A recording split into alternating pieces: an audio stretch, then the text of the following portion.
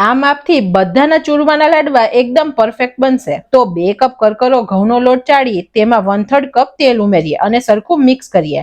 હવે હુંફાળા ગરમ પાણીથી લોટ બાંધીએ જેથી મુઠિયા એકદમ સરસ બને. આપણો લોટ આવો હોવો જોઈએ. થોડો લોટ લઈ હથેળીથી પ્રેશર આપી અને લાડવા માટેના મુઠિયા વાળીએ અને તેને ધીરા તાપે ગોલ્ડન તળીએ. મુઠિયા તળતા આવી ક્રેક્સ આવે તો પરફેક્ટ બન્યા છે.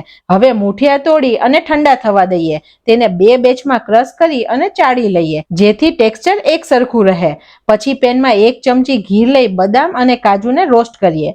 પછી દ્રાક્ષને પણ તળી લઈએ અને 1 ચમચી ઘી ઉમેરી 1/4 કપ બેસનને શેકી લઈએ. પછી બધું મિશ્રણમાં એડ કરીએ. ફરીથી પેનમાં 1/3 કપ ઘી અને 1 કપ ગોળ ઉમેરી બબલ્સ આવે ત્યાં સુધી થવા દઈએ અને તેને પણ મિશ્રણમાં ઉમેરી દઈએ અને તેમાં એલચી પાવડર અને જાયફળ ઉમેરીને મિક્સ કરીએ અને તેમાંથી આ રીતે લાડવા બનાવીએ. એકદમ મસ્ત લાડવા બન્યા છે.